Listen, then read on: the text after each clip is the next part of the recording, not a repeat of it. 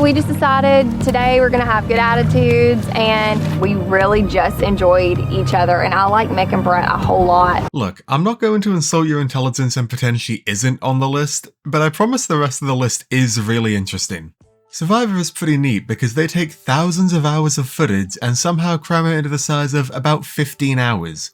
And I'm not exaggerating when I say thousands of hours. If a season at any one point has on average 9 people in it, and they record them for 26 days straight, that's already 5,616 hours of footage right there.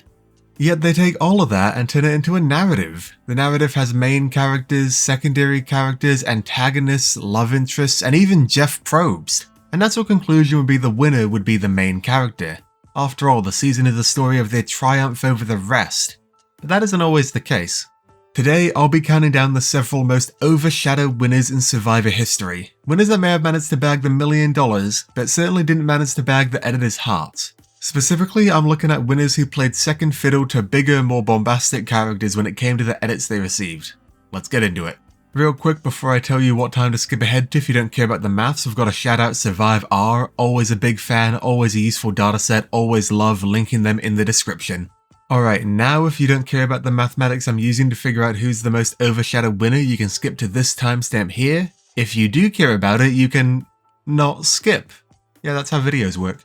It seems generally accepted that confessionals are a decent enough proxy for edit. I do have a different video in the works called Why Confessionals Aren't Everything, the Raymond Theory, that I'll drop eventually, but that's a little secret for us math enjoyers here, don't tell anyone. So I've used the confessional count dataset to gather how many confessionals each player had on each season. I then ranked the players by their confessional count and found the player with the most confessionals and the winner. In 16 seasons, these were the same person. Feel free to name them all in the comments. I'm curious how many you know off the top of your head. I initially thought about just using the absolute value of these two numbers to compare confessionals, but then you end up with some weird ties that happen and seasons have different numbers of confessionals in them. Instead, I take the winner's confessional count and represent it as a percentage of how many confessionals the person with the most got. That lets us know what proportion of the biggest edit the winner actually got. So for example, number 8 on our list would have been Jenna Maraska from Survivor the Amazon. She had the second most confessionals on the season, securing 61 of them, but Rob Sestonino, who I've heard may or may not have a podcast, got a massive 101 confessionals, completely overshadowing Jenna. This means Jenna got 60.4% of the edit that Rob did. This does come with the caveat that seasons with a big dominating presence will be pushed up in our rankings. Survivor 41 for example, we all know Erica was overshadowed, but she was overshadowed by a bunch of small characters. Shan, Deshawn and Xander all got more confessionals than her, but not monumentally so. There wasn't one presence that pushed her out, more so death by 1,000 cuts. That could be a whole other video in of itself. Welcome back people who don't like listening to me talk about maths, you should give it a shot sometime, I promise it's interesting. Alright, let's get it on. Coming in at number several, we have Wendell from Survivor Ghost Island. I can already hear it now. Henry's lost it. Wendell wasn't overshadowed, he was one of the 2 main characters of the season. Correct. But Wendell walked away from Ghost Island with 39 confessionals, the 3rd most on the season. His partner in crime Dominic had 68, meaning Wendell only got 57.4% of the confessionals that Dominic did. And for those of you that are curious, Navidi Strong Cullen was the 2nd most confessionals. That's a great sign that we're still Navidi Strong. So what was it about Wendell, or Dominic, that made the season this way? Ghost Island is often seen as the ultimate battle of strategy versus social game.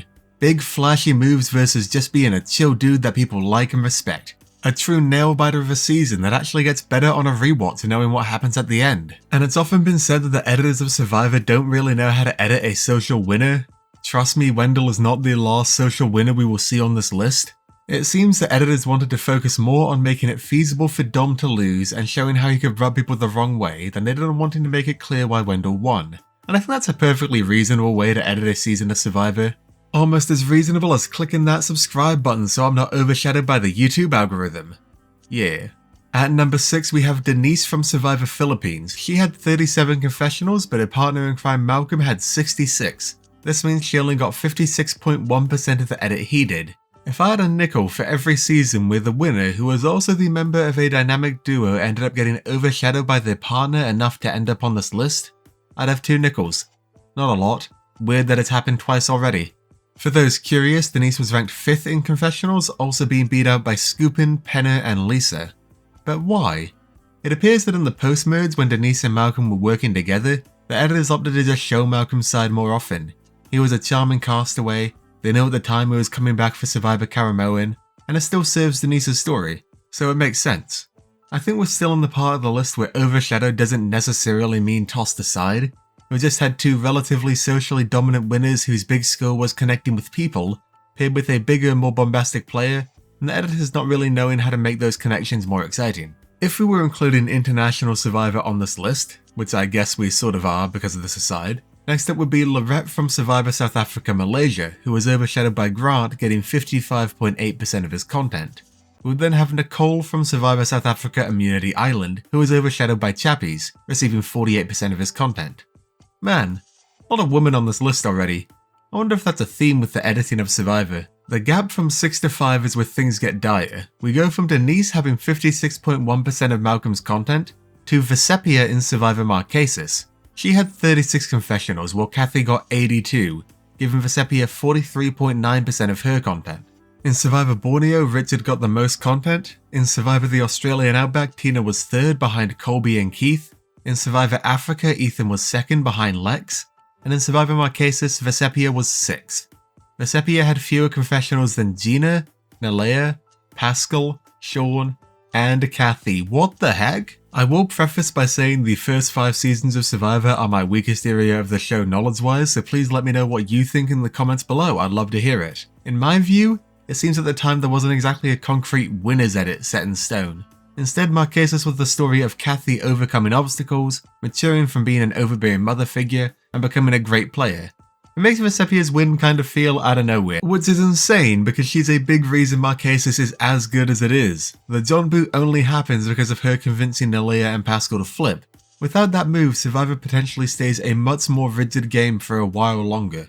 There's also the argument that her using her diary to hack the Fallen Comrades challenge made production not like her, and with everyone so far, she was an under-the-radar winner focused on making strong personal connections with others to secure her victory.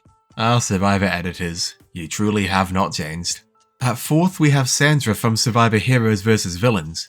She received 27 confessionals this season, and I just can't remember who it was that overshadowed her so much. The perfect scenario for me to win is me, Sandra, and Jerry in the top. Poverty has a lot of enemies. Sandra, she didn't do nothing. The winner of Survivor Heroes vs Villains. Alright, it was Russell, with a weirdly conservative 68 total confessionals this season. It certainly felt higher, but gives Sandra 39.7% of the edit. She was also overshadowed by JT, Coates, Rupert, and Parvati. Russell Hance really was an enigma. He played 3 seasons of Survivor in a 4-season span, then his nephew was on South Pacific, his brother on Big Brother, they had their own TV show for a while. Even if Sandra wasn't a social player who was also a woman, a continuing running theme on this list would probably still end up in this scenario one way or another. Hance was just that big. But if I could choose anyone to beat him, I'm extremely glad it was someone like Sandra. What a season. At number 3 we have Chris, of course the winner of Survivor Wait, what? There's a different Chris who won Survivor?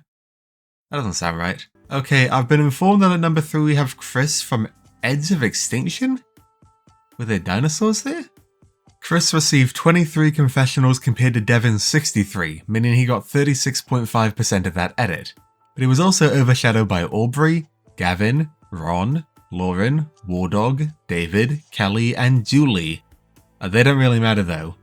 Julie got 32 confessionals, she had the second most on the season. It really was the Rick Devins show out there. Oh yeah! But why was Chris so overshadowed by Devins? Why was it? I just can't wrap my head around it. It makes no sense. As far as I'm aware, Chris isn't a woman, and he certainly wasn't a social player, so I just don't understand what it was about him that made the editors not want to show us his story. It's just not adding up. Please help me out if you know, I'm struggling here. At number 2 we have Sophie from Survivor South Pacific. She had 25 confessionals and was on a season with Coates. Fun Coates fact, he loves the camera and the camera loves him right back. He got 78 confessionals, meaning Sophie got 32.1% of his edit. But that's not all. Sophie was also overshadowed by Brandon, Ozzy, and Cochran. She was even tied with Albert and Jim when it came to confessionals. It feels like I'm repeating myself at this point. Sophie got into a core alliance pretty early on and realized that sticking to it would be the easiest way to win. when you're joined at the hip with people like Coates, who no one takes seriously, Brandon, who's trying to get a girl voted off for being too hot, Albert, who wants to flip for no reason, and Rick, who has a cool mustache, I'd also be doing everything in my power to hold it all together. Does it make for the most exciting gameplay? No. Does it make for an exciting season of television? It was enough to get me into Survivor, so it can't have been that bad. But take someone like Sophie, put her on a season with 2 returning players, both of whom play massive roles in the story, and have her primary role be person who stops Alliance from throwing the game to the more interesting tribe repeatedly, and you end up with an Overshadowed winner by all accounts. Alright, one more international detour before number 1. If we were covering international seasons, this is where I'd put Liz from Australian Survivor Heroes vs Villains. She was overshadowed by George, receiving only 27.2% of his content. George is one of those characters I could watch forever. Australian Survivor has a lot of those. George, Harry, Shawnee, Raymond, truly a great casting department. On to our top spot. Yeah, I have nothing to say here, number 1 is Natalie White. You knew it would be Natalie White. Everyone who saw the video title knew it would be Natalie White.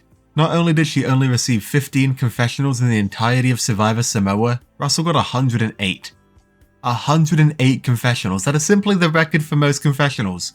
And Natalie got 13.9% of that, my god. She was also overshadowed by Laura, David, Russell Swan, Brett, Eric, John, Mick, Jason, and Shambo. She tied with Monica in confessional counts. Monica. Why was she invited back for second chances again?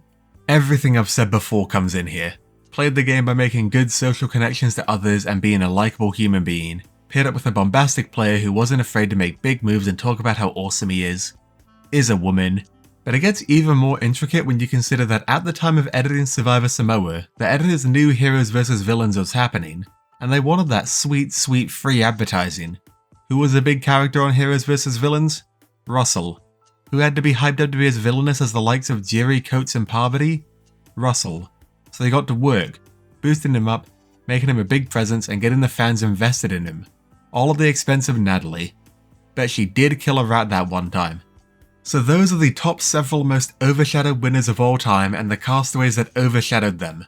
What can we learn from this? Well, 5 of our overshadowed winners have been women, with 2 being men. 6 of our overshadowers were men, with Kathy being the only woman among them. And being a social winner is a quick way to get overshadowed by a more bombastic personality. Or at least, it used to be. Because notably, no one from the new era is here, not even Erica, and it's not like we've had a shortage of social female winners recently.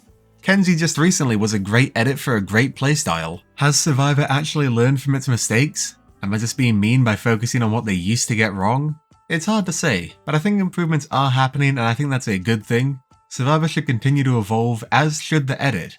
Because man, 108 confessionals is simply too many. But what do you think? Were there any surprises on the list? Let me know. Until next time, I've been Henry Hickman Survivor, and I'm not forming a duo where I'm the social one, that's for sure.